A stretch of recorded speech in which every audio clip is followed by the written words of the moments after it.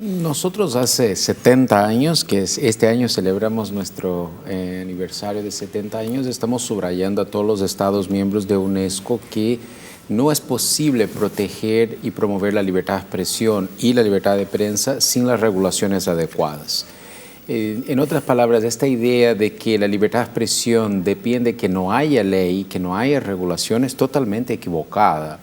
La libertad de expresión y la libertad de prensa depende de que hayan buenas regulaciones y no malas, ¿no? Entonces, hace mucho que estamos haciendo hincapié que los estados, sobre todo los estados que pasaron por periodos de dictaduras militares y están hace unos años en sus procesos de redemocratización, que necesitan cambiar los marcos regulatorios que incluso venían de esta herencia dictatorial o autoritaria, ¿no? Y no es el caso solo de Uruguay, hay una cantidad de países de esta región, por ejemplo, que necesitan pasar por algo semejante. Ahora, de nuevo, esta idea de que toda la regulación es censura es totalmente inverídica, pero sí también es verdad que es posible hacer mala regulación.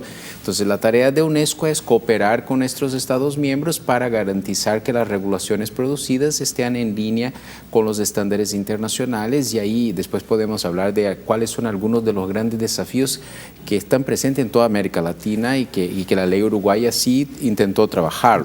Lamentablemente en Chile la concentración de los medios de comunicación es una de las más altísimas del Cono Sur. Si hablamos de la prensa escrita, por ejemplo, tenemos dos diarios concentrados, uno de Agustín Edwards, de un empresario que tiene una cadena de Arica a Magallanes, y la tercera, el diario de la tercera. De hecho, es más, aparte de la concentración que tienen como medio, ellos también tienen la concentración en la distribución. Si yo quiero sacar un medio de comunicación impreso, no puedo porque no tengo el manejo de la distribución del papel. Acá pasa algo bastante similar. En radio tenemos, por ejemplo, el grupo Prisa, que es un grupo español, que concentra el 45% de la audiencia. Y hay 31 emisoras radiales en la región metropolitana, en Santiago, que concentran el 98% de la torta publicitaria en radio. Si hablamos de concentración de medios, yo creo que Chile es un mal ejemplo y estamos al debe, porque tenemos un legado de la dictadura, como muchos países de América Latina. En primer lugar, discrepamos con la ley porque para nosotros vulnera también lo que es la libertad de expresión, en la medida que establece condiciones particulares para el ejercicio de esa libertad de expresión. A nuestro juicio allí ya hay una limitación, y el tema de la libertad de expresión es más que un derecho, es una garantía constitucional.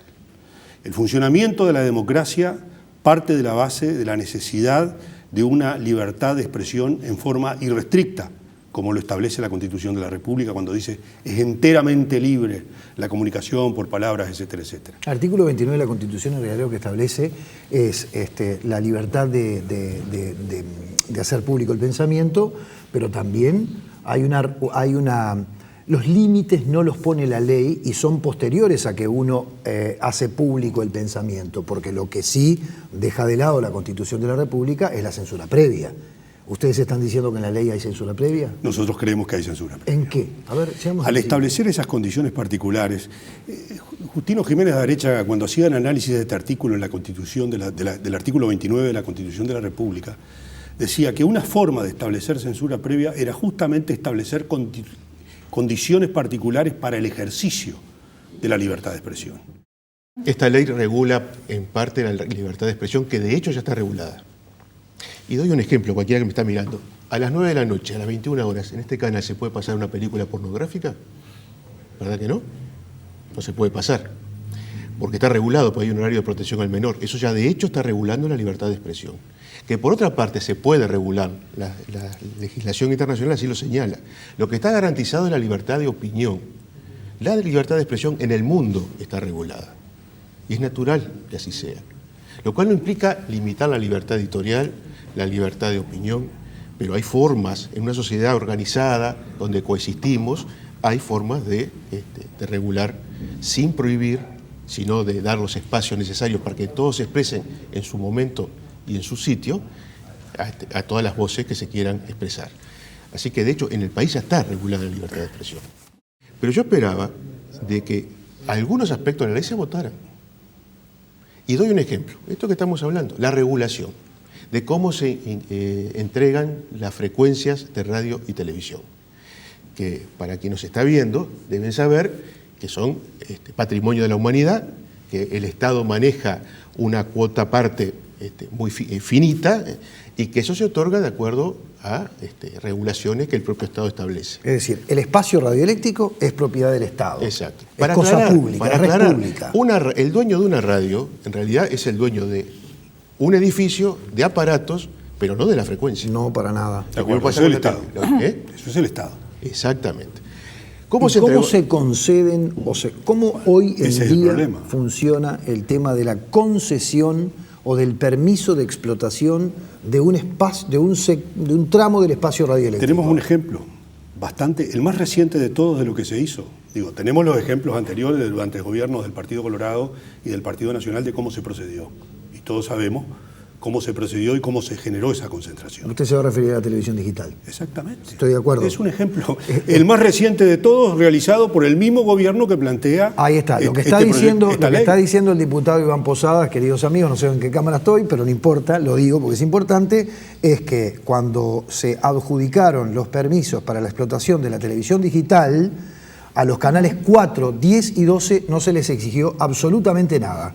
A todos los demás que sí se presentaron, tuvieron que presentar propuestas, fueron evaluados por varias comisiones, hubo una audiencia pública en la que tuvieron que rendir cuentas y decir qué era lo que iban a hacer para recibir un permiso de explotación de televisión digital. ¿Por qué ocurrió Sin esa embargo, situación? 4, 10 y 12 se la llevaron de arriba. Y ¿Por es qué? notorio además que claro. una de esas adjudicaciones se hizo claramente con una decisión de carácter político partidario. ¿Cuál? Al Grupo Giro, Al Grupo Giro. al consorcio de la diaria. A ver. Exactamente. Aclaremos una cosa. Primero, yo no estoy de acuerdo con el procedimiento que se siguió con el canal 4, 10 y 12. No está de acuerdo. No estoy de acuerdo. Está. Creo que se En debe lo haber- personal, porque su partido o su gobierno así Yo estoy procedió. hablando como diputado de la fuerza política y como militante del Frente Amplio.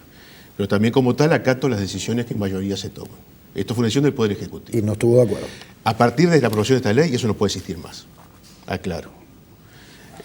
Entonces hay que No va a volver a pero pasar. fue como una puede última, volver- no pero fue puede como una volver. última, una Fue última antes de que canita al aire fue que se antes- tiró. Fue antes que se aprobara la ley, con un criterio político que se consideró que había que tomar en cuenta la trayectoria de más de 50 años de esos canales. Yo hubiera seguido otro camino, seguramente esos canales hubieran tenido igual el canal digital, porque su proyecto con seguridad hubiera sido aprobado.